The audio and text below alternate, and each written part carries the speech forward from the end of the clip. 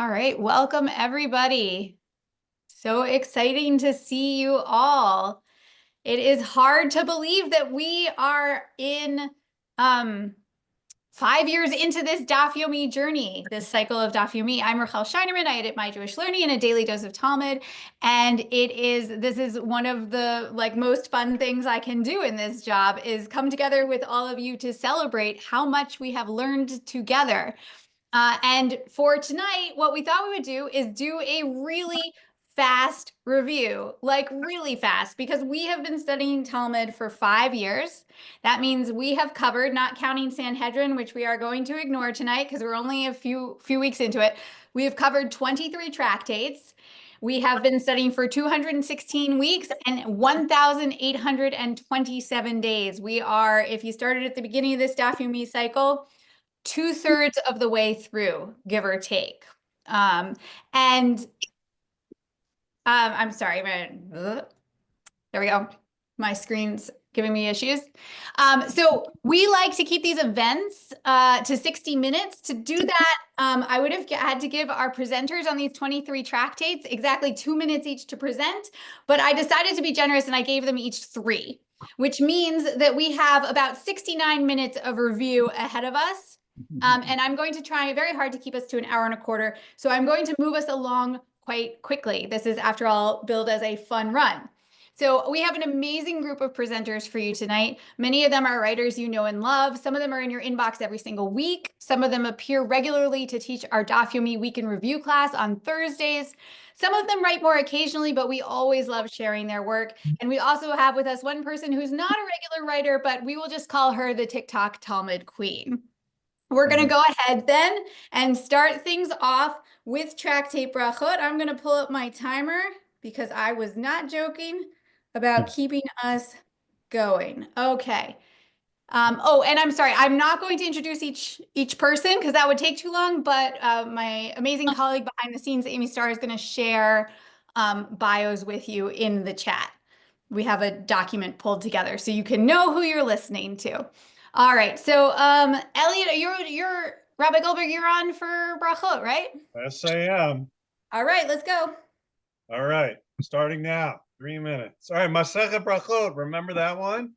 It covers laws about saying the Shema, about prayer, more specifically the Amidah. Blessings we say before a meal or before snacks, before eating food, and blessings in response to various phenomenon, mostly in nature, but other things as well. But the text I'm going to cite deals with none of those topics at all, but it's one of my most favorite topics in the Talmud, and I love that it comes on page 8 because it's a great way to share with people what the Talmud's going to look like a little bit moving forward. And it goes as follows. Rava said to his sons, when you cut meat, do not cut it on your hand. I love that piece of advice. It's a good grandparently advice, right? I think of it, substitute bagel. When you cut the bagel, don't cut it on your hand. Use a cutting board or one of those bagel things.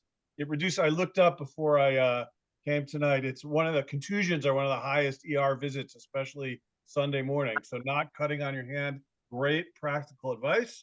And then the Talmud says, some say this is due to danger, and some say you could spoil the meal. So that's typical Talmud in a couple ways. We have a teaching, and the Gemara wants to know why. Why does Rava teach? It's not just obvious to them why you shouldn't cut meat on your hand when you're cutting a piece of meat. The Gemara wants to ask why, and it has 2 reasons. One's concerned with safety. It's dangerous. Don't cut meat on your hand. You could slice yourself. You could bleed, right? That could, we're concerned for public safety. And the other opinion cares a little less about the cook, but says you might cut yourself and bleed into the food and you'll ruin the meal. And the reason why you shouldn't use a cutting board or proper things to not spoil the dinner you're preparing.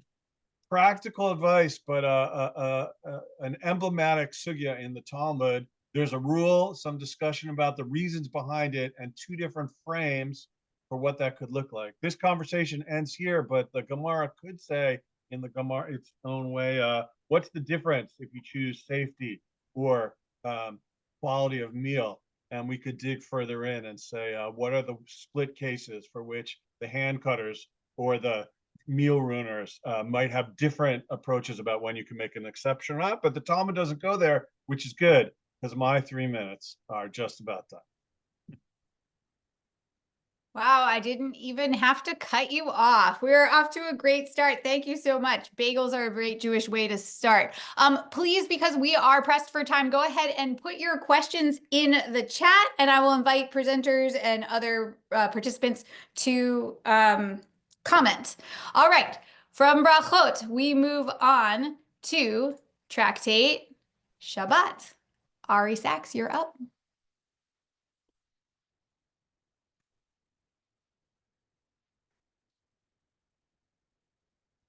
Rabbi Sachs, you're muted.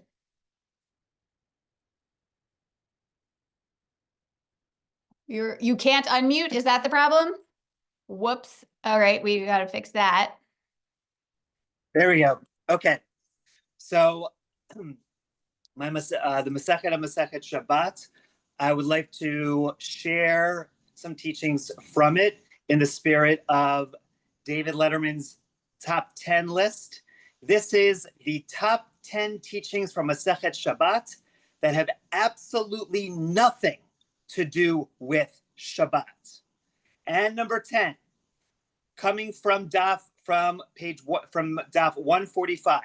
When you're visiting a new town, try to dress your best, because that's how people will respect you. Number 9, from 152, to an old man, a small hill is as big as a tall mountain, hard to climb. Number 8, from 30a, thank God you're alive, because the dead cannot perform a mitzvah.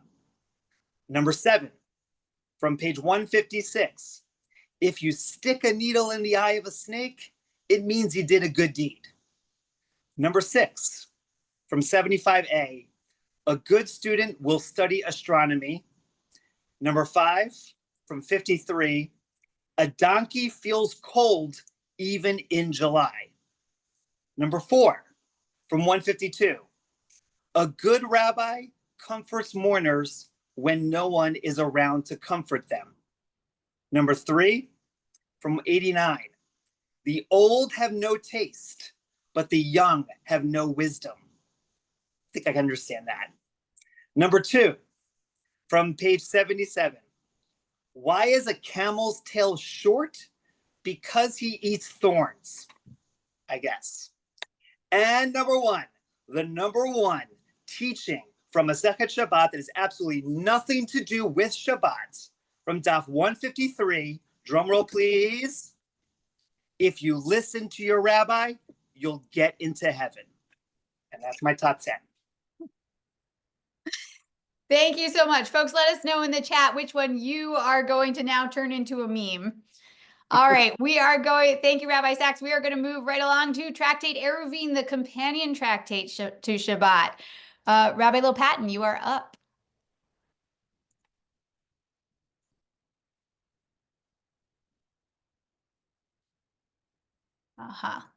I'm sorry, folks. I didn't mean to mute the presenters. Okay, here we go. Yes, look, that's hard to beat. It's not going to be as much fun. I'm sorry. But Eruvin, it's okay that it's not so much fun, because Eruvin is one of the ani masechtot, one of the poor masechtot. Ein for Eruvin, Nun for Nida, Yud for Yevamot. We have a Yevamot coming up.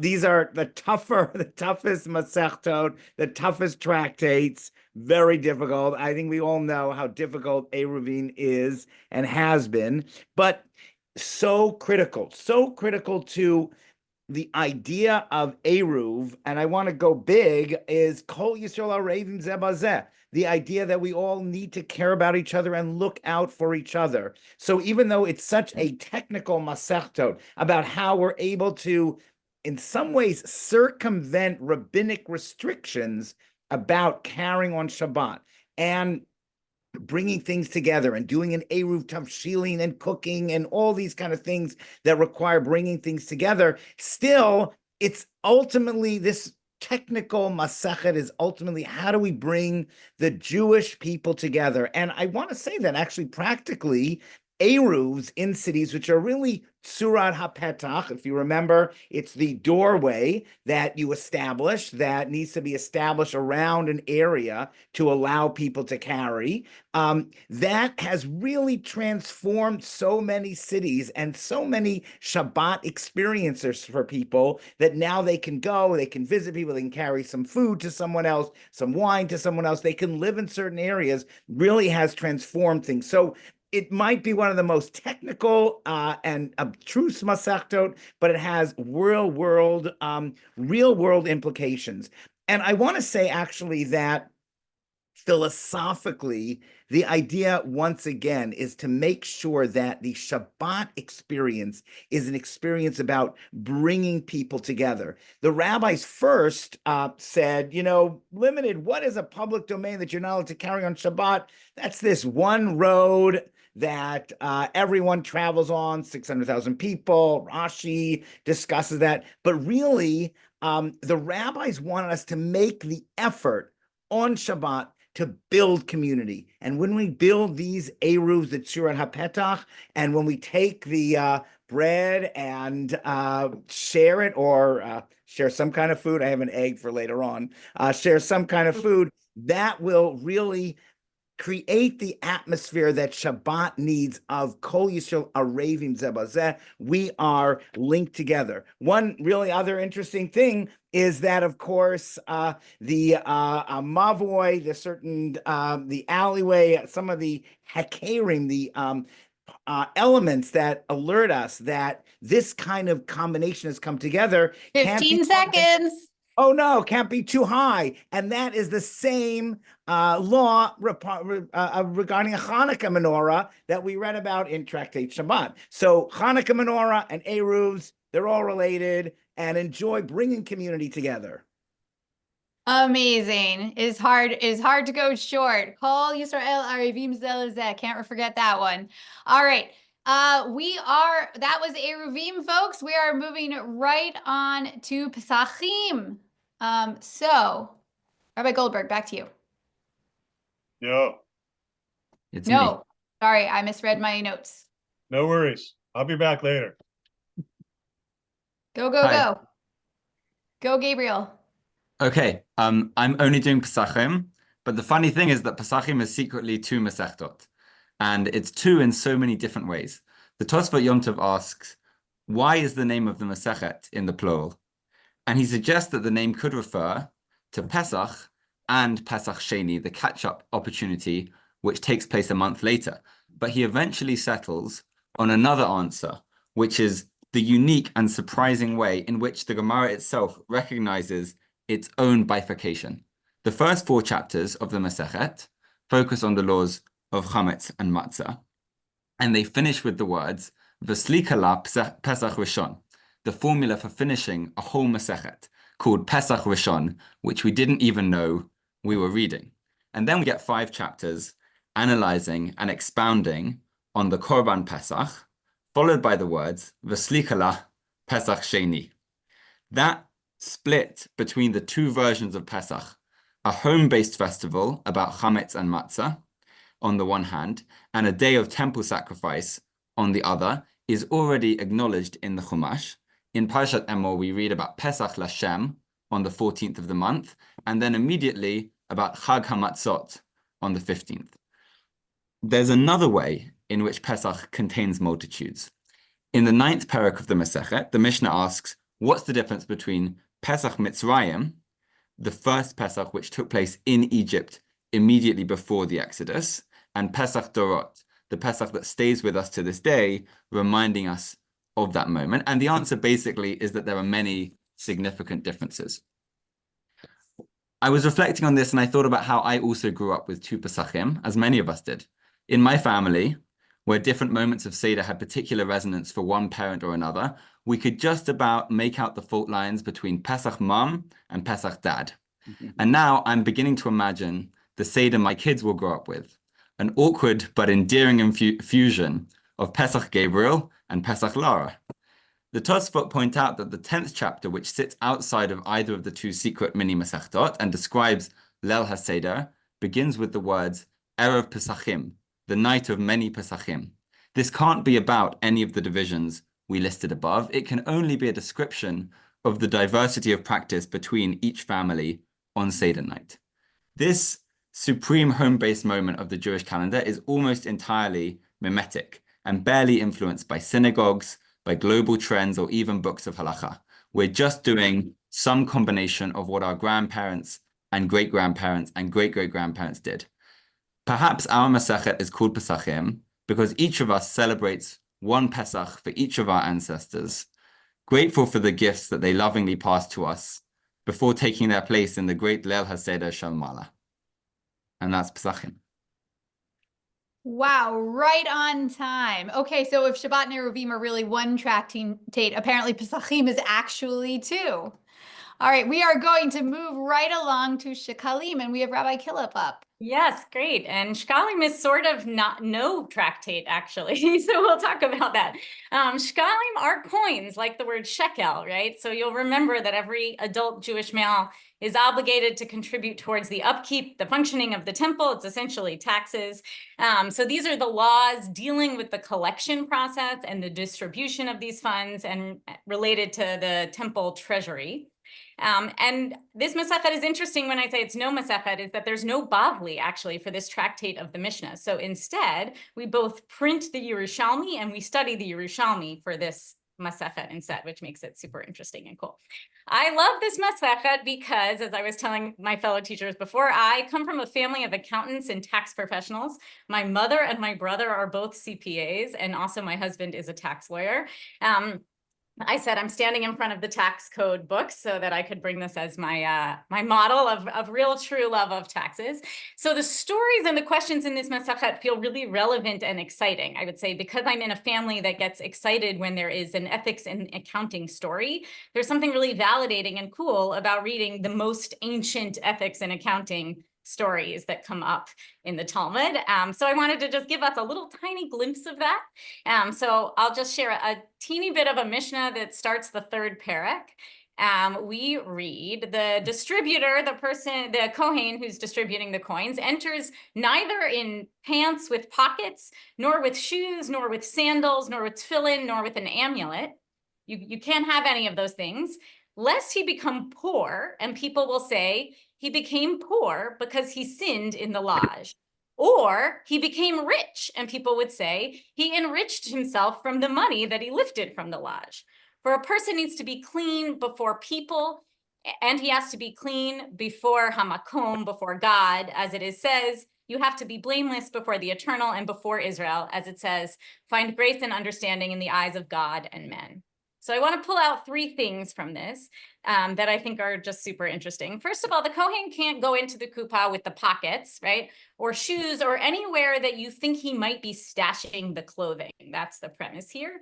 And the idea here is that we don't set someone up to look guilty. And this is something, again, that we have to apply in our own accounting today, right? You have to have the right checks and balances. You have to have, double guardrails and extra passwords and two-factor verification, because we don't want to set someone up to look like they're a crook when they're not. That's our responsibility, not just people's responsibility not to steal. So that's lesson number one.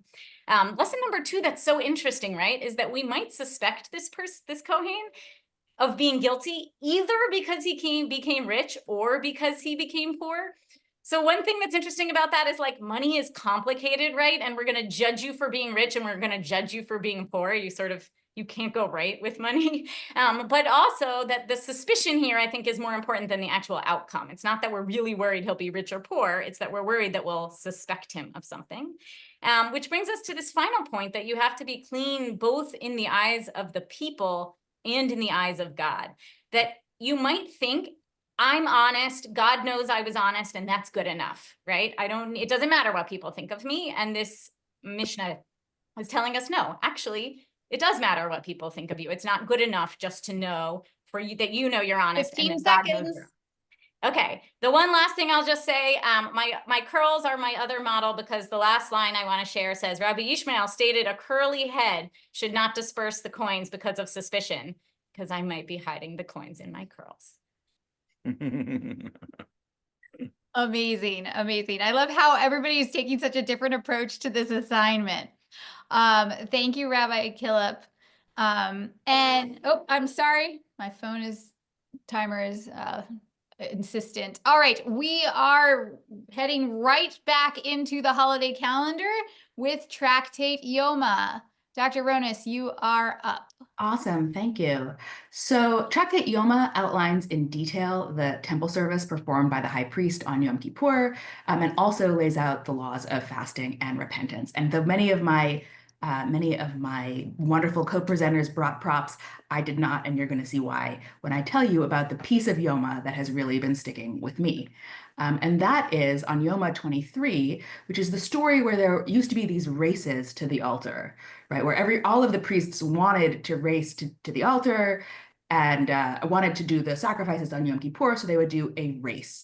And the sages teach an incident occurred where there were two priests who were equal. They were basically, neck and neck as they were running. One of them reached the 4 cubits first, and the loser took out a knife and stabbed him in the heart. And I thought bringing a butcher knife to a Talmud class was a little overkill.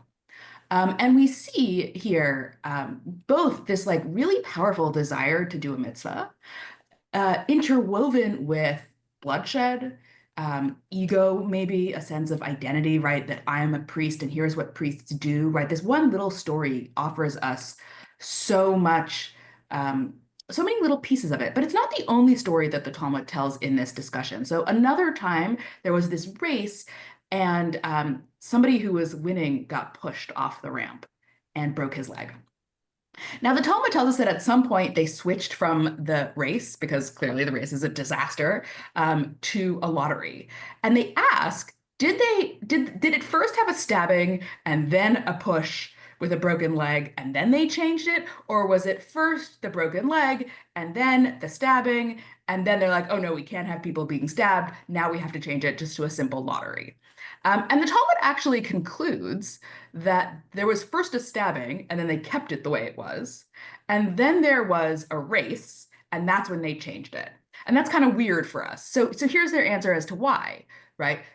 I'm reading. Initially, they thought that it was merely random, a random isolated event, right? These horrible one-off tragedies that you cannot expect. And then once they saw that in any event, the priests were coming to danger, the sages established a lottery. And so I think, what I take from this is this is a case where in theory, everyone is trying to do the right thing, but the system and the structures are set up in a way where it becomes clear that it is impossible or difficult to do the right thing. The structure that is set up is fundamentally dangerous, right? Don't run with scissors or butcher knives. And so 2 incidents, right? We might think, oh, 3rd time's a charm, 3rd time is a pattern. For the rabbis, actually, even 2 is enough, right? 2 incidents is a pattern that needs a systemic response. And I thought that was a really interesting thing for us to be thinking about as we're doing this whole Talmud, right? What are the bigger structures and the bigger systems that these are a part of? And I will stop there. Thank you. We're getting comments that you should have brought the butcher knife, though. And I will say that I had forgotten about all this, but the thing that stuck with me was when they appoint an emergency backup wife for the high priest on Yom Kippur. It's like the one thing that sticks with me the most. All right, so we are going to move right along. Next up, we have Tractate Sukkah with Rabbi Goren. And let me make sure you are unmuted, Rabbi Goren. We gotcha. Excellent. There we go. Thanks so much for having me. It's great to be here this evening. So Sukkah, it's kind of what the name says. Unlike Beitza, which we're going to read about next, which means egg, which is deceptively not actually all about eggs. Sukkah is about how to celebrate the holiday of Sukkot. It has a strong emphasis on building and making use of a sukkah, the lulav and the etrog, which are waved around, and celebrating Simchat Beit HaShoeva, the celebration of the water drawing in the ancient temple. Sukkot is at least 2 purposes mashed up in one holiday. On the one hand, Sukkah, the Sukkah commemorates the wandering in the desert, the idea of vulnerability, of temporary shelters. And then on the other hand, we also have Sukkot as an agricultural harvest holiday. Chag HaSif, it's referred to as in the Torah, the idea of marking the conclusion of the agricultural year, which ties the Jewish people to the land of Israel itself. Now, the agricultural aspect is noteworthy because most of the Jews who've ever lived didn't reside in the land of Israel, and didn't reside in climates that match the land of Israel. For those of you who are in California, the Mediterranean, South Africa, Australia, good on you. However, I live in Toronto, Ontario, Canada, where the mitzvah of living and eating in the sukkah can be challenging depending on the year. So, for example, this past year, the first night of Sukkot, it was a high of 13, low of 6 Celsius for that day, which is 55 to 42 Celsius, with a 28% chance of rain. This year, it actually didn't rain. Lucky us. So the real question for me is, when do we go inside? When is it okay to head inside and not live or eat in the sukkah? There's nothing in the Talmud about the temperature, but there is about rain. There's a mission that says if rain fell, it's permitted to leave the sukkah from the point that it is raining so hard that the congealed dish will spoil. But the Tosefta kind of conflicts a little bit with the Mishnah that says the measure is from when the congealed dish of pounded grain, a dish ruined by even slight rainfall, will spoil. But clearly there's this idea of rainfall and ruining dishes. The Talmud also relates a story that Abaye was sitting before Rav Yosef in the sukkah. The wind blew and brought with it splinters from the roofing, and they fell into the food. No rain, but splinters. Rav Yosef said to him, "Vacate my vessels from here, and I will eat in the house." Abaye said to him, "Did we learn in the Mishnah that one remains in the sukkah until the congealed dish will spoil? That is not yet the case." And so what is Rav Yosef's response? He said to him, "For me, since I am delicate, the situation is as if the congealed dish will spoil." So close enough. The basic idea is, like, if you're eating and it starts to rain, you go into the house, you don't have to come back until you're done eating. It's the same thing with sleeping. If in the middle of the night it starts raining and you are sent back into the house, you don't have to come back until morning time. That said, you should not hope for rain. The Mishnah tells us, the sages told a parable, to what is this matter comparable? It is comparable to a servant who comes to pour wine for his master. He pours a jug of water in his face. A dilemma was raised before the sages. Who poured the water in whose face? Come and hear a proof. As it is taught explicitly in a Baraita, his master poured a jug of water in his face and said to him, "I do not want your service. So lest you be hoping it's going to rain, so you get to go inside, just remember that that probably means God is not exactly happy with what you are offering." Thanks and have a great evening. Thank you, Rabbi Gorin. All right, we are going to keep hurrying along.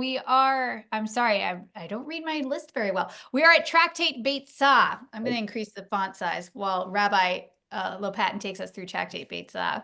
Okay, now, Rabbi Seth, you put up the challenge that Beitza, that's beautiful, Beitza is not what the tract is about. I mean, you know, it ties in, and I actually would say that this is sometimes called Tractate Yom Tov, about the kind of the differences between the laws of holidays and Shabbat. But one thing that I would say about Beitza, and it might be a little bit of a push, is that whereas the idea of Shabbat was created by God resting, and it's supposed to be otherworldly, outside of our world, and we're supposed to have like Me'ein Olam Haba, like a experience like the world to come, holidays are meant to be within the reality, just as you mentioned about Sukkot, so therefore there should be an element of working with reality, the world we live in, and sort of that they were given birth, these holidays. So therefore I think Beitza, starting off, even though it talks about technical issues of muktzah, nolad, and all that, of things giving birth, but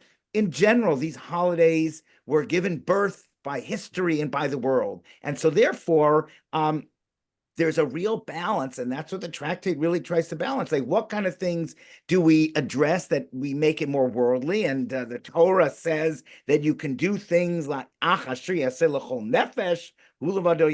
things that are done for our own fulfillment can be done. So cooking, Maimonides talks about carrying. The reason that the tractate allows for carrying is because it'd be too restricted. We wouldn't enjoy the world we live in. Shabbat doesn't care about that. Shabbat has their strict rules. But for this holiday, because it's really a balance between enjoying it and living within nature, within the events, within our history, so it has to reflect that. So in some ways, it's a little trickier than Shabbat. Shabbat, you shut everything off, but in Tractate Beitza, we learn about how to make the adjustments. Unfortunately, muktzah, things that you can't touch and can't move, it still applies on Yom Tov to give us that Yontif feeling. But other things are much more flexible. And finally, even the idea of 2 days of Yom Tov, which is described as Minhag Avotenu B'Yadenu, it's a custom that our ancestors did, so we still do. The 2 days of Yontif, which different movements have tried, and people in my synagogue have tried to get rid of, that also is a sensitivity of, it depends where you live, and you have to feel the world around you. So it's a wonderful tractate of discussing how we balance experiencing the world while celebrating special days. Thank you, Rabbi Lopatin. It reminds me that I always like to make deviled eggs on Chag. All right, and please, Rabbi Lopatin, go check out the comments for all of the egg puns that have come through while you are speaking. All right, we are going to move on to Tractate Rosh Hashanah. Rabbi Goldberg. Right, now it's me. If you've been following along, you'll notice the tractates in Seder Moed, many of them are named after holidays, but they don't follow the order of the calendar.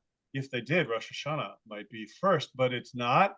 Generally speaking, Masechta tractates in the Talmud are organized by length, number of chapters in the Mishnah, more or less. I'm sure there's an exception to that. Some are less, that's the operating principle. But Rosh Hashanah, next holiday, but follows other holidays which come in the Talmud, which come though after it in the calendar year. Rosh Hashanah has 4 main topics in its 4 chapters. One is about the number of calendar years that we have. Right, we've just started, while we're in the middle of the Jewish year, we've just started the secular year, and for many people, our personal fiscal years, if you follow the normal tax year, things like that. And so the first chapter of Rosh Hashanah talks about the different calendars that operated for different people in different ways, one for holidays, one for kings, et cetera, et cetera. They didn't have the one for the new car year. I like the new car year the best.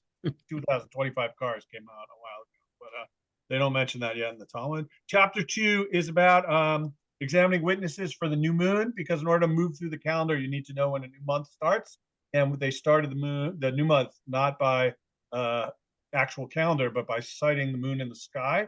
And I know, Rachel, you said we're ignoring Masechet Sanhedrin, but there was a shout out in the last couple of weeks.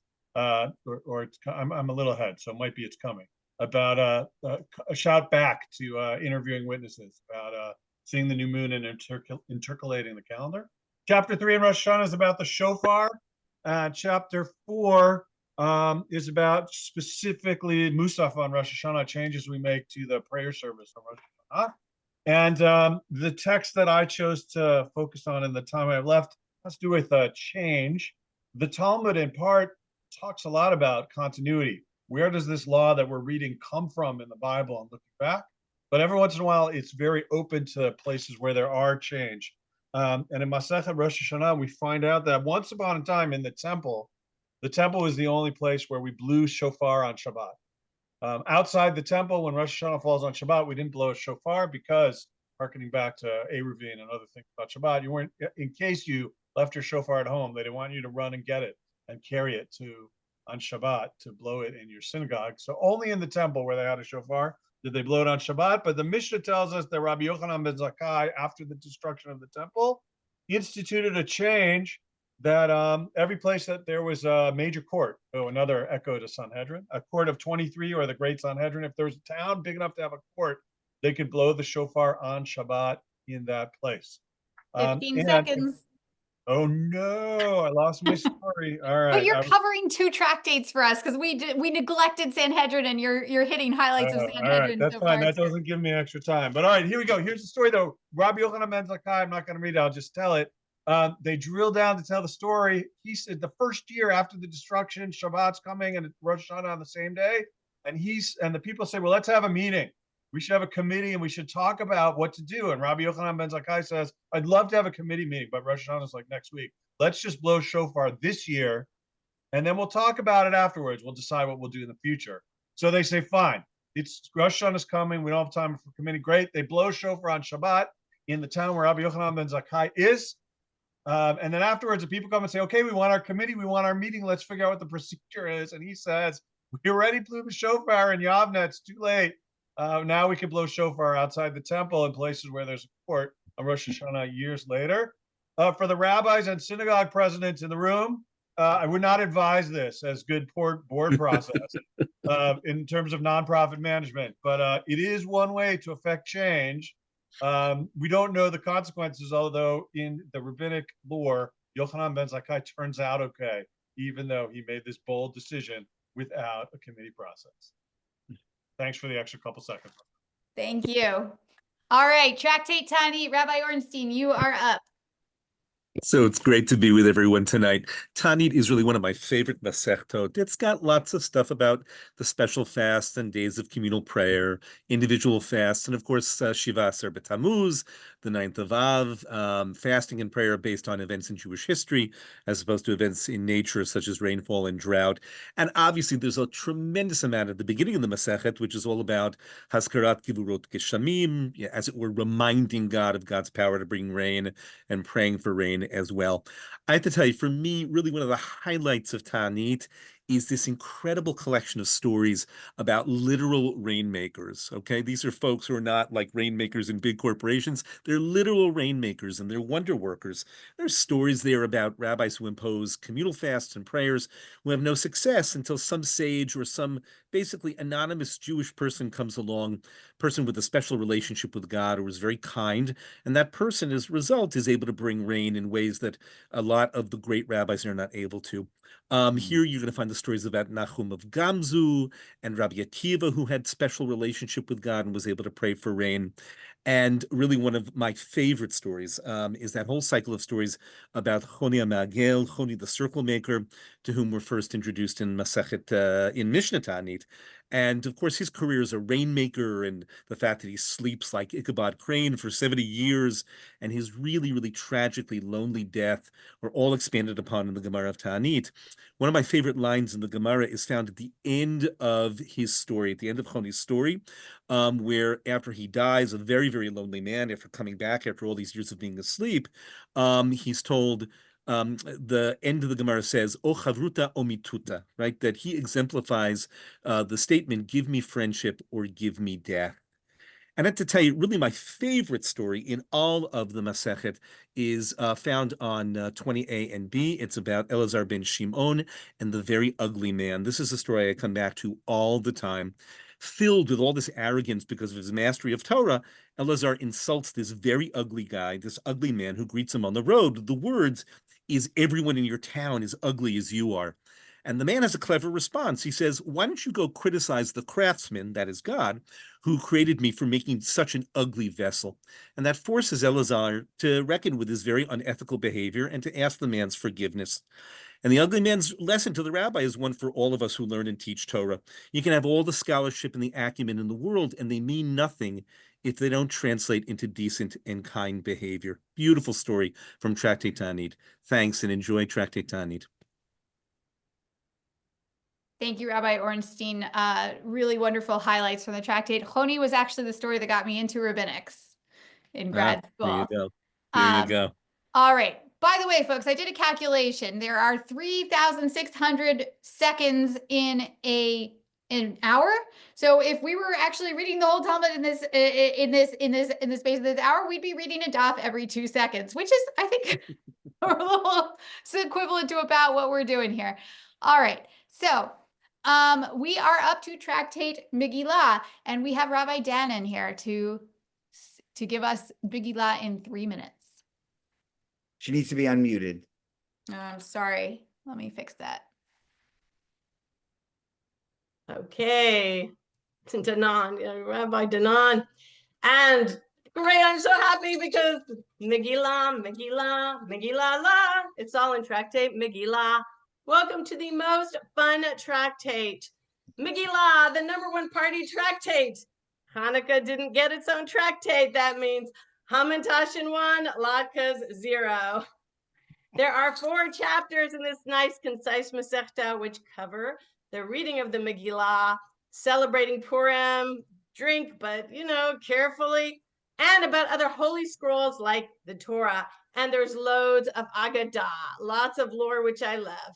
So it's a tractate about the book of Esther, and we would expect some girl power. Women chanting the Megillah, chapter 2, kosher. But then there's that painful moment where the sages taught in Megillah 23, all people count toward the quorum of 7 Torah readers, even a minor and even a woman. However, in the next breath, the sages said a woman should not read the Torah out of respect for kvod hatzibur, the dignity of the congregation. This reeks of editing. And if I had more than 3 minutes, I'd get into that page, but I wrote the Daf Yomi post for it. Megillah 23, you can find out more there. Let's focus in on these biblical women. There are some wild agadot here. Vashti had a tail, while Esther had a green complexion like Elphaba, and yet she was still as beautiful as Glinda because beauty's in the eye of the beholder. And Tractate Megillah takes the already racy story of Purim and makes it even racier. Mordecai and Esther were married, and Esther was thus married to 2 men at once, and she still went to the mikveh. She's a feminine Amnon. There are more biblical women cameos. Sarah, our Imeno, speaks with a divine prophetic voice. Pharaoh's daughter shows us an adoptive parent is considered like a birth parent. And Rachel and Leah, they put sisters before misters. Page 14 of our tractate even names 7 women prophets in the Bible, including, of course, Esther. And how was Esther a prophet? It came to pass on the 3rd day, Esther clothed herself in malchut, in royalty. It should have said Esther clothed herself in royal garments, and I'm sure she did. But rather, this alludes to the fact she clothed herself with Ruach HaKodesh, the Holy Spirit, on Megillah 14b. And indeed, Ruach HaKodesh, one of my favorite topics, plays an important part in Masechet Megillah, for the sages debate whether the book of Esther was even written with Ruach HaKodesh, the Holy Spirit. And ultimately, they conclude it was, because it launched a new Jewish holiday observed to this very day. Lastly, Tractate Megillah has such great folk sayings, referring to the best scholar in the bunch. 1 sharp pepper is better than a basket full of pumpkins. Referring to the nouveau riche, even if a farmer becomes king, the basket does not descend from his neck.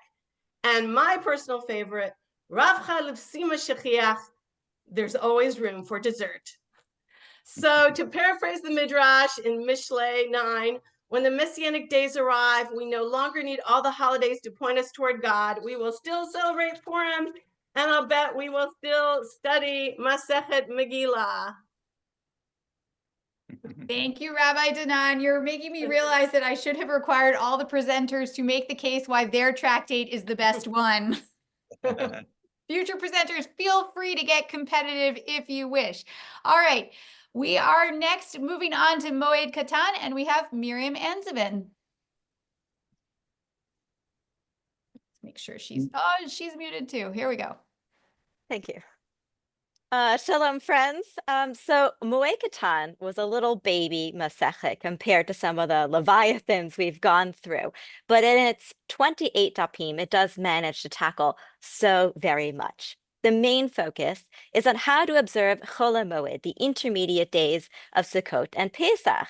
How do we maintain a work-joy balance on days that aren't exactly Yom Tov, but also aren't like a regular Tuesday either? That unfolding discussion has the sages really getting into the weeds on defining what is work in this context and also what is joy, and can we have too much of that? And the answer is yes, apparently. We don't want our joys, our festivities to be in competition with each other. They have to have room to breathe. Plan your wedding for some other time. Pace yourself. This is the eternal oi, joy, Jewish dichotomy. One of the favorite scenes for me in any tractate takes place on Moed Katan 9. In it, Rav Chisda and Rav Huna are debating if a woman could wear makeup on Chol HaMoed. And Rav Chisda's wife wore makeup, so what exactly was the problem here? None, really. But what was the problem? According to Rav Huna, her age was the problem. Only young women should wear makeup on Chol HaMoed, not old women like Rav Chisda's wife. I read this line and I was livid. The chutzpah of this opinion. Alone, out loud, to myself in my room, I said, my God.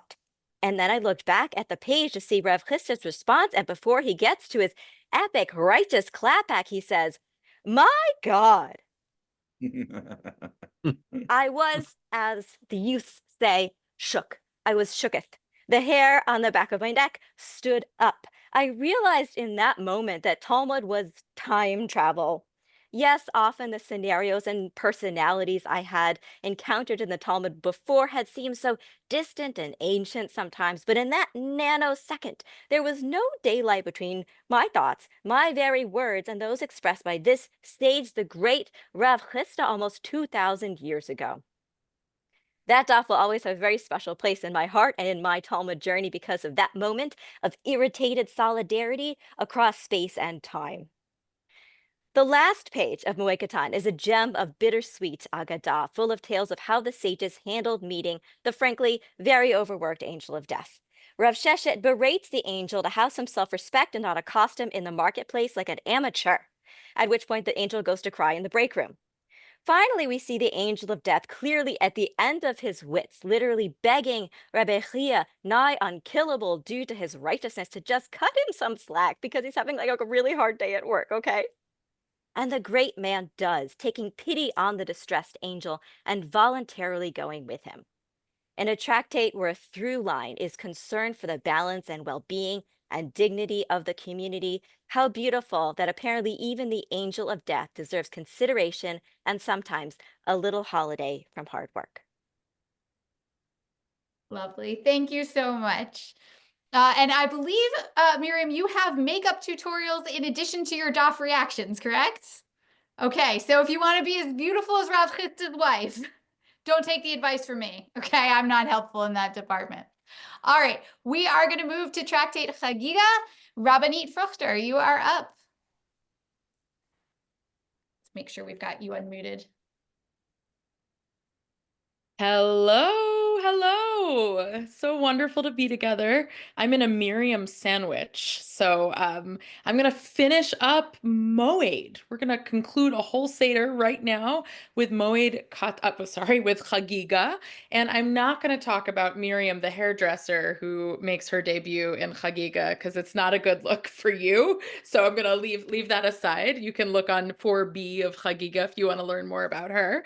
But Chagigah is really amazing. It's the last tractate in Seder Moed, and it focuses on the laws of the Shalosh Regalim, the pilgrimage festivals, and I too brought a prop, the accompanying obligations of bringing the korbanot for the pilgrimage festivals, though back in the day I would not have been one to bring them due to the fact that I am a woman. But what's so interesting about this Masechta is I think it can be read in two different ways.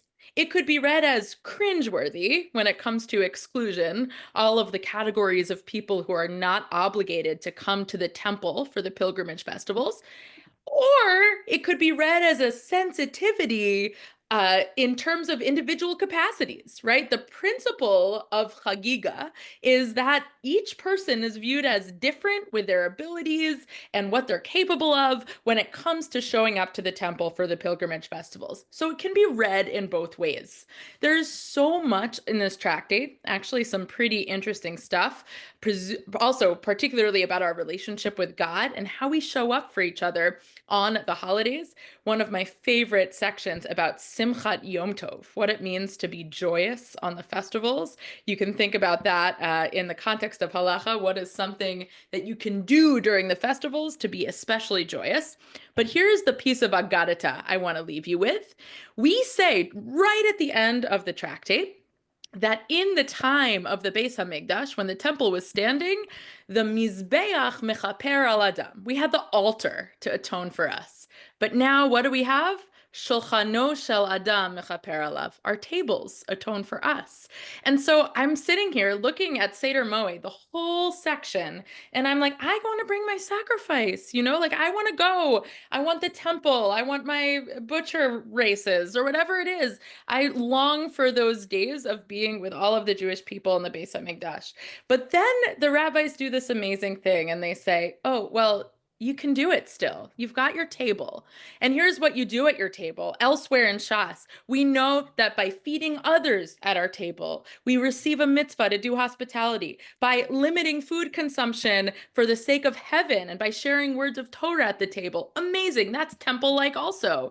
And if you go ahead and invite those who are in need, I mean, that's pretty amazing. That's the explicit law said in the Torah around what joy really is. Joy is inclusion. connection, the ability to have people around the table who are strangers, who are foreign, who maybe you aren't your best friends. That's really true joy. And so as we finish Seder Moed with 9 seconds left, I would love for us to think about the next holiday that we're celebrating, even though, you know, maybe Purim's not an official Moed, but when we plan for our tables to be set, how are we going to integrate feelings of the Mizbeach and feelings of the Beis HaMikdash around our tables? Miriam, go cringe with us. Thank you, Rabbanit Fruchter. Miriam, we are back over to you, and we are now on to something completely different, folks. Tractate Yevamot. Oh, she's muted. Okay. Yevamot. Deep breaths. Yevamot is about Yibum, the Torah-mandated marriage of a widow to the brother or close male relation of her childless dead husband, a complicated legal and social practice, and a very depressing one at that. Yevamot also talks about chalitza, the ritual to get out of Yibum. If chalitza wasn't also depressing and humiliating, it would be pretty epic. There's a dramatic shoe throwing and scripted insults, and I love both scripted insults and dramatic shoes. I joke about Yevamot now because comedy helps us process difficult things. Sometimes we must laugh to keep from crying. This was an emotionally heavy tractate, one that picked us up and threw us, not unlike a chalitza shoe, into the deep end of Seder Nashim. Friends, I'm going to let you in on a little secret. When we said Hadran Alach at the end of Yevamot, I was lying. I did not mean it. I had no intention of ever returning to Yevamot as long as I lived. And yet I volunteered to summarize it here. Why? I asked myself, girl, why did you do that? And I don't know exactly, but I think it's because I'm still processing it. Yevamot had a profound impact on me, and I don't even mean impact in the sense of the statistically implausible and anatomically impossible falling from the rooftop impact so vividly described in Yevamot 54. You all know what incident I am talking about. Yevamot deals with marriage, consent, autonomy, adultery, deeply questionable rabbinic sex ed, an exploration of complex familial relationships that gave me migraines. And yeah, sometimes the stage is discussed in far too much seemingly casual detail, nauseating legal scenarios for women and children. It is a feature, not a bug, of the Talmud that the Talmud purposefully brings up the most bananas hypothetical situations. Even knowing that for so many of these scenarios, they only really existed for the purposes of thought experiment or to clarify legal principles, it still was not easy. For many of us who learned Yevamot, particularly those of us who learned it while not being male, it was emotionally and mentally exhausting. Throughout each daf, we had to find ways to keep the humanity and experiences of those who are talked about but do not have a voice in the Talmud themselves in the forefront of our hearts and minds. I have never felt more grateful to be learning Talmud alongside women and have women teaching it than in those months where we were wandering in the desert of Yevamot. On the last page of Yevamot, which I'm amazed that I survived at all, Rabbi Elazar said that Rabbi Hanina said, Torah scholars increase peace in the world. And if we are talking about the many women scholars who helped us cope with Yevamot, including some on this very Zoom, I'd say that is absolutely true. Because during Yevamot, these teachers definitely increased my dwindling peace of mind. Thank you. What a lovely way to end. We are going to continue on in Seder Nashim with Ketubot. Rabbi Lopatin, you are up. Okay, so Rachel, now I have to, as a guy, take on Nashim after Miriam's introduction, and I have to also sell Ketubot as the best Masechet, better than all the Moed ones. And the truth is, the rabbis call it mafteach l'shas. It's the opening, it's the key to Shas, and to the Talmud. And what I want to say is, I'm going to try to argue that it's really about commitment of one individual to another. The whole idea of a ketubah is, yes, initially that a man doesn't throw out his wife and divorce her without giving her, without a commitment, without a penalty. So Rabbi Marvin Fox, actually Professor Marvin Fox, says it's like the early prenuptial agreement. This is a Tanaim. It's not really a ketubah, but I needed a prop. So, but it's a real early agreement that, yes, if this marriage breaks up, there's going to be commitment that remains beyond the marriage forever and ever. Monetary commitment, all sorts of things. So really, this tractate is about joy comes from commitment.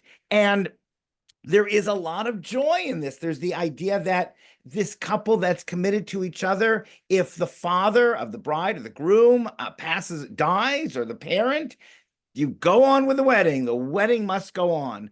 And so I want to also say that, now it might be a little anachronistic, but the tractate does try to get a little bit away from this male-female, husband, wife kind of thing, man, woman, by saying that, the model of a marriage is God and the Jewish people, B'yom Simchat Libo, the day of God's joy, from Song of Songs.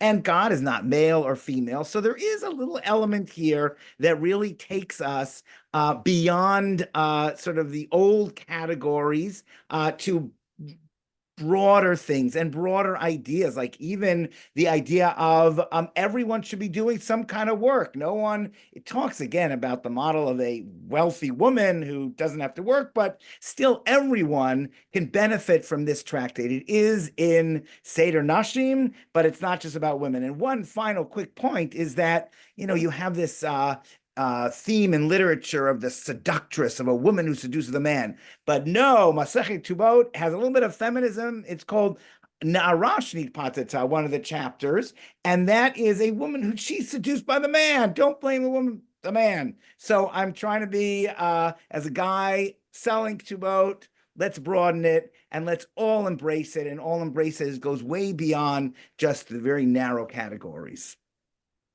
Thank you, Rabbi Lopat. We definitely put you in the hot seat there.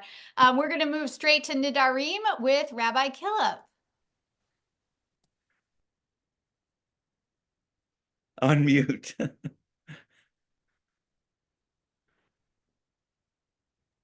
All right. Hello. Nedarim. A neder is a vow. Nedarim are vows. And I want to just jump straight to a quote from Nedarim 22a, which I feel like is both surprising and also really important for understanding what Nedarim are and how they function.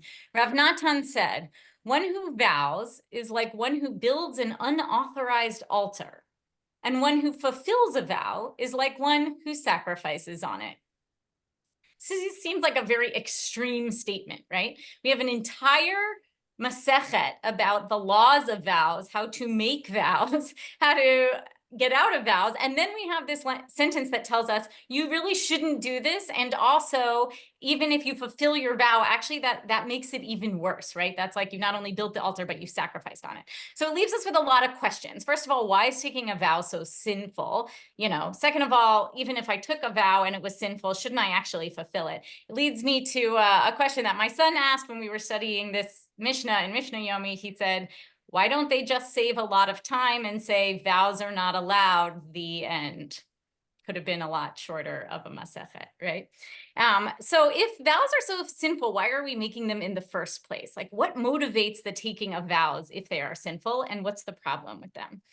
What I would argue, and I'm not bringing specific quotes because we have 3 minutes, is that many, if not most, of the vows in the Talmud are actually made in anger, and they are statements of refusing to benefit from someone or something, right? They are statements like, I'm never going into my father's house again, or I refuse to benefit from that person's food, right? And then we get into the intricacies of like, well, if I said this specific, I won't benefit from their property, then can I benefit from their food, or can I borrow things? And what does all that benefit look like? Those are all the specifics. But when you step back, the vows are made both out of anger and as a way to separate ourselves from the rest of the world. So I'll just quickly tell the story of the first time I made like a Ke'ilu vow that I then said, oh, I think that's what's happening in Nedarim. I'm from Atlanta. When the Atlanta Braves moved their stadium, from one stadium to a new stadium. There were a lot of politics around it. I was very angry, and I said, I'm never going to the new stadium ever. I hopefully said bli neder. I didn't actually like use any vowel language in the statement, but just to be clear, I was at that stadium in the opening weekend. So the question is like, what motivated me to make that statement? And am I better off in life for not having kept it? So I want to bring this back to a conclusion, to think about, what are we doing on Kol Nidre, right? Why do we enter into each new year? Why do we enter into Yom Kippur by nullifying our vows? It seems like a terrible thing to do, right? We should be vowing to keep our vows. We shouldn't be having a ceremony to nullify our vows. And I think what's happening there is that the kind of vows that we're talking about are the kind of vows made in Nedarim, right? They are vows made out of resentment and out of anger, and they're vows that separate us from other people. And in order to go into Yom Kippur together as a community, we have to let those grudges fall away. We have to let those separations fall away. We have to forgive and be forgiving and come together as a community. So that's my take on what's happening in Nedarim and my take on what's happening at Kol Nidre. Thank you, Rabbi Killip. Thank you to all of you presenters who are so artfully weaving humor and pathos and insight for us in this incredibly short time span that I've given you. We are now going to move on to Tractate Nazir with Dr. Ronas. Wonderful, thank you. So Tractate Nazir discusses the Nazir, who is someone who dedicates themselves to a period of heightened spiritual connection to God that's marked by not cutting your hair or eating any grape products, among some other things. And it discusses the language of vows that make someone a Nazir, right? Connects nicely to Nedarim. It discusses the laws of being a Nazir, and it discusses the sacrifices that you bring at the end of your Nazir period. And this is objectively the best tractate because the entire Talmud is this beautiful, rich intellectual engagement with rabbinic thinking. And then Tractate Nazir comes along and just says, but sometimes we just want to be closer to God, right? Why are we doing all of this? Why are we doing this intellectual work, right? Because we want to be closer to God, not necessarily through intellectual engagement always, but in Nazir through an embodied way of living, right? Not an intellectual thing. And I know, but there's this awareness that degree of holy embodiment, right? How we look in the world, how we move through the world, what we eat in the world, right? That kind of holy embodiment can't be sustained forever, and maybe doesn't need to be meaningful.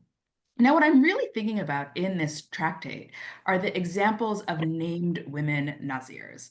The two named women Nazirs are Queen Helene of Ariabene and Miriam of Talmud, probably not the hairdresser. These are examples of women who are outside the land of Israel, who are seeking and achieving an intense spiritual and religious discipline, right? Ariabene is somewhere around Armenia today. Talmud is Palmyra, which is today in Jordan, right? So even in these incredibly Jerusalem-focused rituals, and often rituals that are usually attributed or associated with men, both in the Talmud and in our imaginations, right? We see that Nazir reminds us that you don't actually have to live in Jerusalem or in the land of Israel. You don't have to be born to Jewish parents. Queen Helene is a convert. You don't have to be a man to seek that heightened relationship with God and that deeper relationship with Judaism. And that to do so is not just intellectual, it's also about the other parts of our body, right? What our soul wants to get a little woo-woo, or what we eat and how we move through the world. All of those are parts of what it means to be in a relationship with God and a tradition. Okay. Good argument for Nazir, best tractate. We're going to move on, though, to Sotah. Rabbi Goldberg, what you got for us? I'm not going to argue that it's the best tractate. The Sotah ordeal that a woman has to go through if her husband suspects her of being unfaithful is outlined in Numbers chapter 5, verse 11 to 31. And really, what I want to say is kudos to Miriam Anzovin for what she said about Yevamot, and ditto for Sotah, because I could not say it as artfully as about Sotah as she did about Yevamot. Sotah was a really tough Masechet to read because of the awful ordeal a woman has to go through at the mere suspicion of her husband's. You can read the details of that, and I would say, like Yevamot and other places, really difficult Masechet to read. Luckily, this is a piece of our tradition that we do not ever practice anymore, and we've moved on from there. I did find a text sprinkled, like you can in the Talmud, sprinkled into any Masechet, something that did grab hold of me that I want to share in the balance of time that I have, which talks about, I think in some ways, the Talmud as a whole. And it goes like this. So Rabbi Abahu and Rabbi Chia bar Abba, they happen to be at a certain place. We don't know where. Rabbi Abahu went to teach, and he taught Agadah. He taught stories. Rabbi Chia bar Abba taught Halacha, taught legal passages. Everybody left Chia bar Abba's class and went to Rabbi Abahu's class. Everyone left the legal class, went to the one about stories and narratives. And Rabbi Chia, who was teaching legal passages, was offended. What we learned later is Rabbi Chia was a great person with yichus and was used to being treated very well. He was offended that everyone left his class studying about legal matters to go to this other class about Agadah. Rabbi Abahu tried to console his colleague, and he told him the following parable to do so. What's this like, what we just experienced? We could compare this to two people, one who sells precious stones and one who sells small items, like trinkets, right? Upon who do customers spring? They spring upon the one who sells small items. Trying to make his colleague feel better, he says, well, go to the market and see what happens. There are people with precious gems in their shops, and there are people who are selling, meaningless trinkets. Where do the people go shop? They go to the place where the trinkets are, meaning what do the people know? They chase after, what's not important instead of the precious gems like you were teaching. The Talmud tells us that this did not appease Rabbi Chia, who was offended that no one came to his class. But I do think it makes me think about the halacha and the agadah that we encounter in the Talmud. Which is most important? Which do we like? Which portions are we seeing more of tonight and in other spaces? What are you attracted to and why? Think about that as you think about this passage from Masechet. Thank you, Rabbi Goldberg. We have one more tractate, and then we dispense with Nashim, because that's how it happens when you take a fun run through the Talmud. So Rabbi Batsam, you are up. Let me make sure you're unmuted. Did we do Gittin? Oh, Gittin, I'm sorry. Here's one thing that's changed for me in the last 5 years.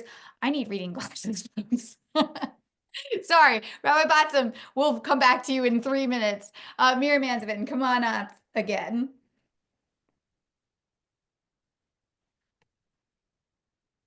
Keep muting yourself. Okay, Gittin. Tractate Gittin focuses on divorce. We learned the practicalities of what a get should say, who can write one, who can witness it, who can give one, and who cannot, women, and how to deliver it to your soon-to-be ex. We also discovered the ways the sages thought about tikkun olam, which is fascinating compared to the way sometimes we think about it today. And we also learned some parallels between divorcing a woman and freeing a slave, which is a juxtaposition that really makes you think, and a sentence that I didn't like saying out loud. For anyone who is following the modern Aguna crisis, there are some heavy but important implications in Gittin to seriously ponder. However, as a divorced woman myself who got her own get years before ever learning a page of Talmud, I found Gittin absolutely fascinating. And now I go around suggesting that every Jewish woman learn it before getting engaged. I mean, I really tell them the whole of Seder Nashim, but I digress. Now, in hindsight, I understand why my divorce Beit Din quizzed me for like an hour and a half on every single variation of my name, my ex's name, our nicknames, my parents' names, the names of my childhood dogs. Just kidding about that last part, but in Gittin, we did see what happens if a man throws a get at his wife and a dog catches it in midair like a frisbee, and I, for one, very much appreciate that the sages considered that very likely possibility. Gittin is also one of the few tractates that can be explained entirely using the titles of Taylor Swift's songs. We Are Never Getting Back Together, that speaks to the whole Masechet. Blank space questions if a pre-written get with a blank space left for a name is valid or not. No body, no crime. Unfortunately, that makes it difficult to tell if your husband is really dead and now you're an aguna. And I Knew You Were Trouble When You Walked In is obviously about the story of Bar Kamsa crashing the party of Kamsa and then having the audacity to try to involve the Romans because his fifis got hurt, leading to the eventual destruction of Jerusalem. Truly the smallest man who ever lived. In Gittin, the Talmud gives us some incredible Agadah. This includes the dramatic story of how Rabbi Yochanan ben Zakkai gets smuggled out of Jerusalem in a coffin during the Roman siege. In this famous scene, Rabbi Yochanan ben Zakkai asks Emperor Vespasian for Yavne, for a place to keep Jewish learning going, the template for creating a society, a community with Torah learning at its beating heart, wherever the Jewish people find ourselves in the world. And here we are, 2,000 years later, continuing that legacy through our own learning right now together. Thank you so much. All right, Rabbi Bosem, now we're ready for you.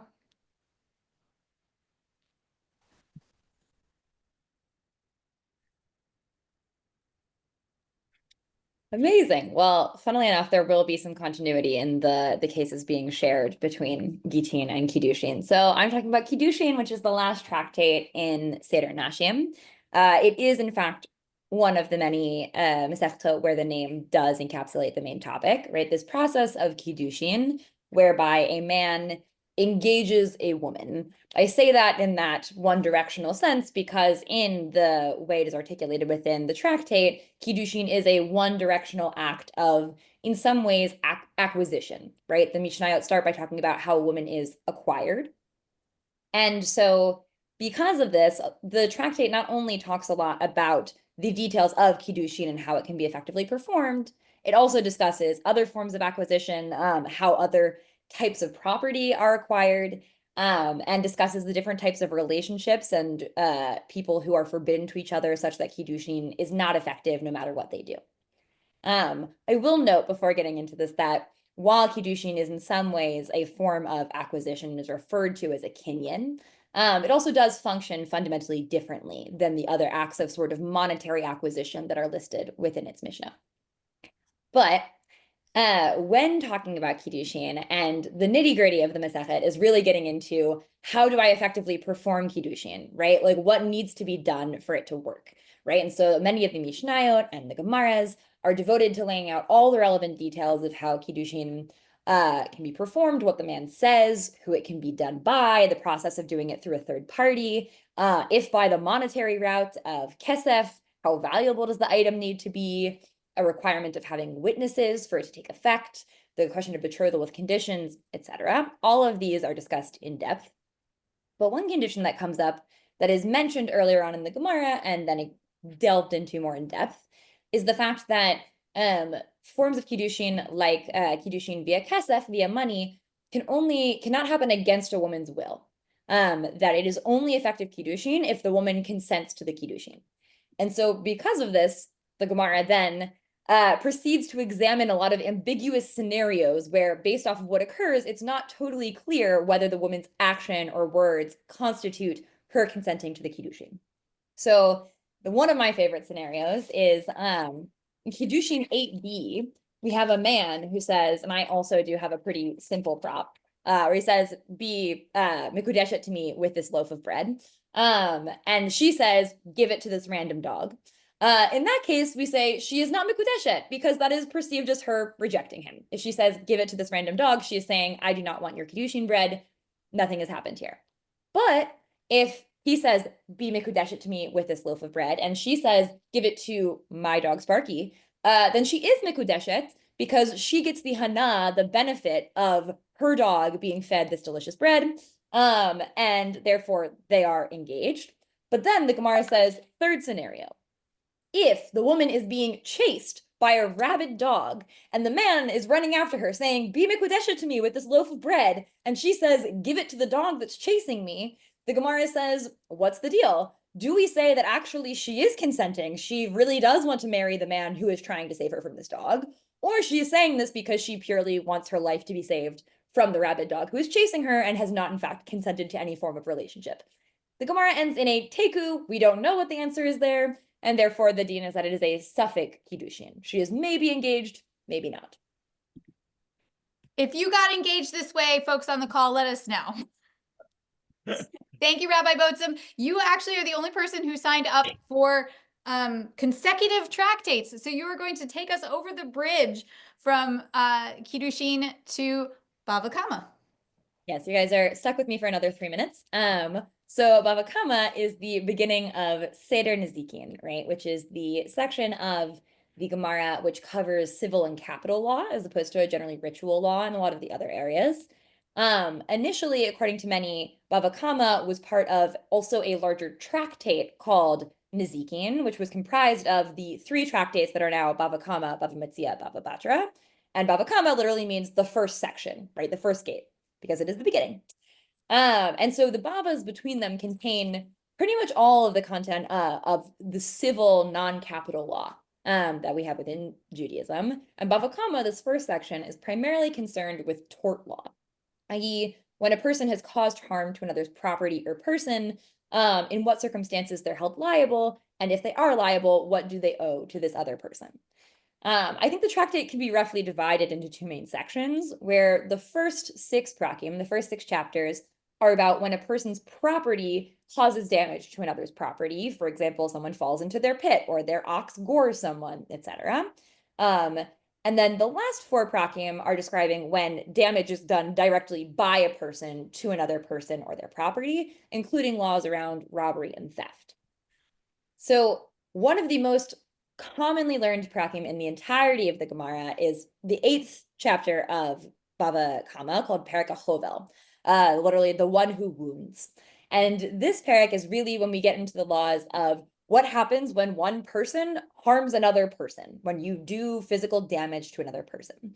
And this really is distinct from the cases of somebody's property causing damage to others in several ways. One is that when your property causes damage to others, there are some scenarios in which you're not liable, in which we say you couldn't have been expected to know that would happen, you took all the necessary precautions, etc. Whereas a person is considered mu'ad le'olam, which means that they're always essentially responsible for themselves and what they do.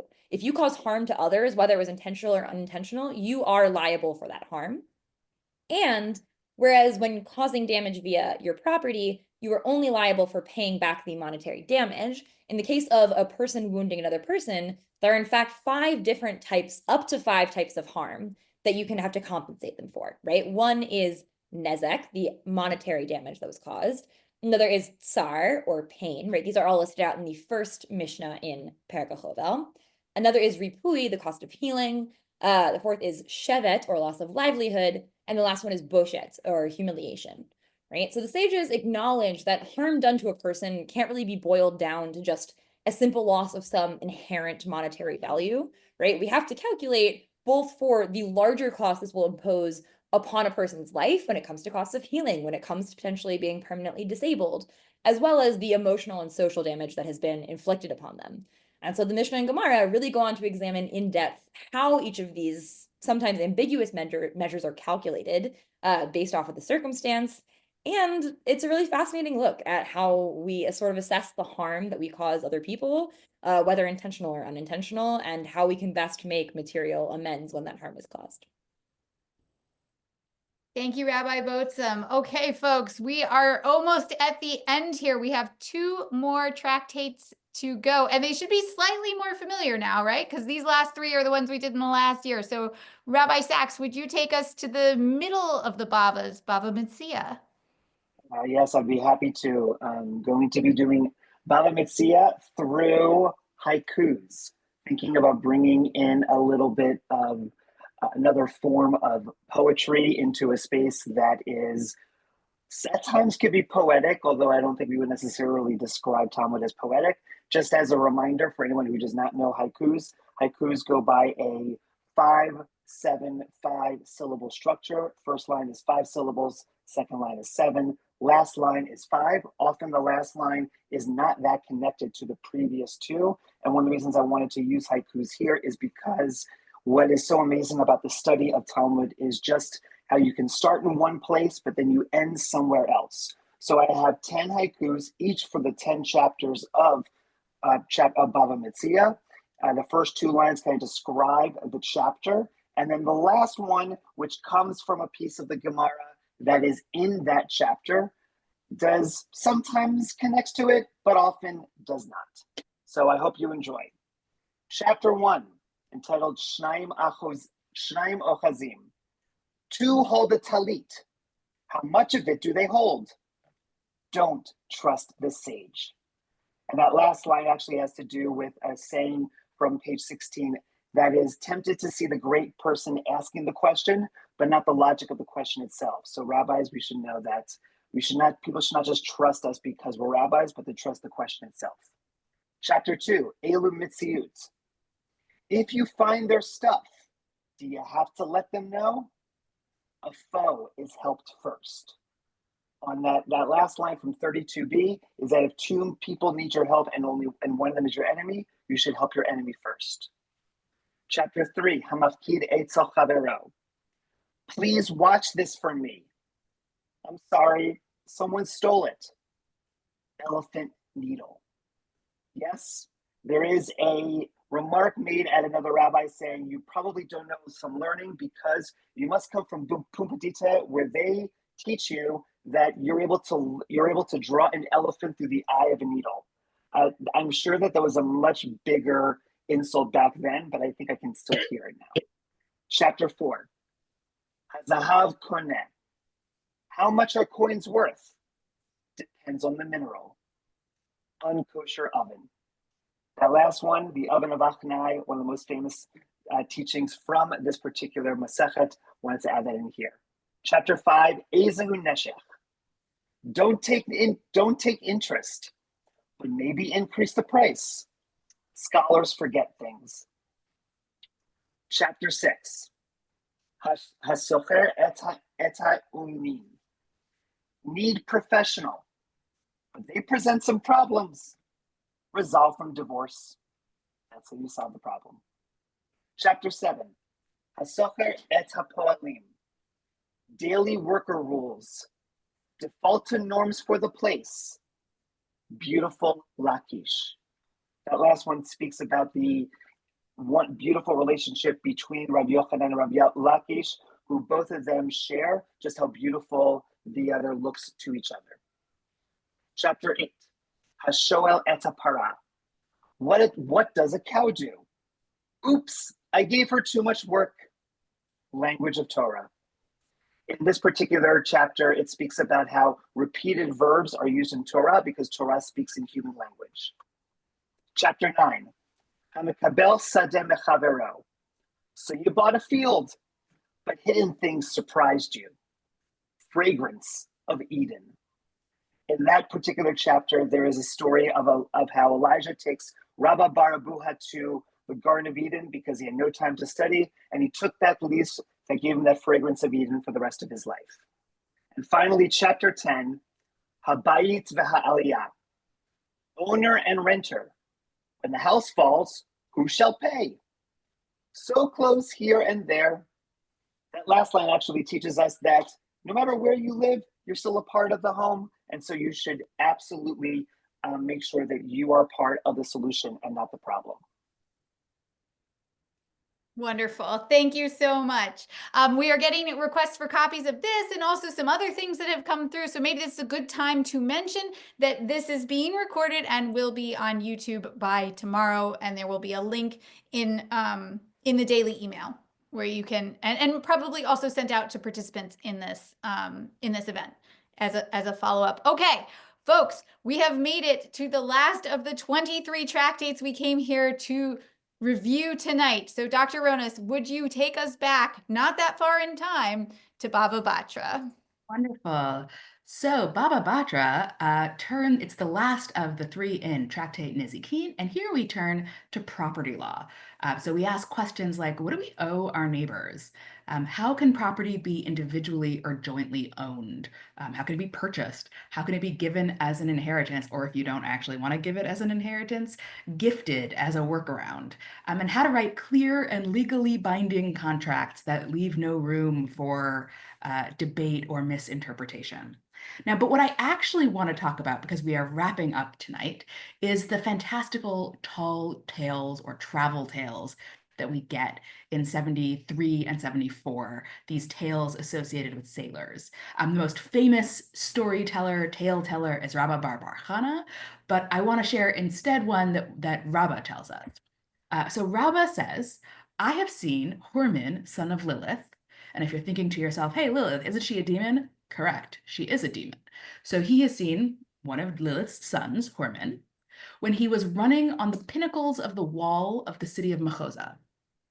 And a horseman was riding an animal below him on the ground, but was unable to catch up with him. So he was incredibly, incredibly fast running around the top of the walls. Once, and then I love, this is just like the best imagery ever. Once they saddled for him 2 mules, and the 2 mules stood on the 2 bridges of the river Rognag, and he jumped from one to the other and from the other to that one.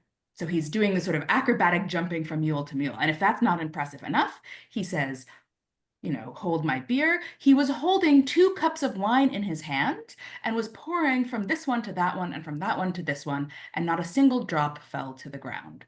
So really amazing ability. And if you think that's, you know, okay, but fine, it was easy to do that because the weather was nice. No, that day was stormy. They mounted up to the heavens. They went down to the deeps. It was windy, it was stormy, and he did this anyways. And then apparently the king kills him because the king has no tolerance for fun. I love this story because it is a combination of all of my favorite things. Demons, Babylonia, right? This is a profoundly Babylonian story. It's set in Babylonian cities. The king is a Babylonian king. It's a reminder that the rabbis were real people who lived in a real place with real cultural beliefs, and that matters to us understanding them as people. It also includes juggling and acrobatics and a sense of the playfulness that we find so often in these texts. These texts are serious, they are important, both to us, to their creators, to 2,000 years of Jewish tradition. They are also fun. And I think it's also a reminder that for the rabbis, the world was much bigger and much wider than we can imagine, right? That they lived in a world where, yeah, like demons just jumped from one mule to another across a bridge, and that was totally normal. And there were these enormous fishes and all the other things that they see in these stories. And so I wanted to end with this because as we wrap up our first 5 years together, wild, our worlds have gotten a lot larger as we learn more, right? We are making jokes in the chat that most of us probably wouldn't have gotten 5 years ago. But I think Bava Batra reminds us that there is still so much more for us to learn, so much more that our worlds can and will grow over the next 2 years of Daf Yomi, and then hopefully going forward even beyond that. Thank you, Dr. Ronas. I hope that you and all of our other amazing presenters are taking a moment to read the chat and see the appreciation that is pouring in for each and every one of you. Presenting a tractate in 3 minutes is kind of a ridiculous ask, and I'm so appreciative of the way each of you rose to this challenge, and really in your own way. And I learn, and every time I'm with you, I learn so much from you and from our audience. I'm going to just highlight something Rabbanit Fruchter said tonight, which is that being together brings joy. And for me, this study of Talmud has been exactly that. It is these moments when we can be together and learning together that bring the most joy. So I am so grateful to have been here tonight with all of you, to have learned from all of you, to have been made to laugh by all of you. I think I had myself on mute most of the time, so I wasn't interrupting the program. This will be on YouTube and a link will be sent out. So if folks would like to revisit or share, you are very welcome. And congratulations, Mazel Tov to all of us on being 5 years in. Chazak, chazak, v'nit chazek. May we make it all the way to 7.5 and then on to the next cycle. I will wish you all a good evening, late evening, early morning, wherever you are in the world. But we will be in your inbox in a little less than 12 hours with the next daf. Have a good night, I guess, everybody. Night for me anyway. All right. Congratulations.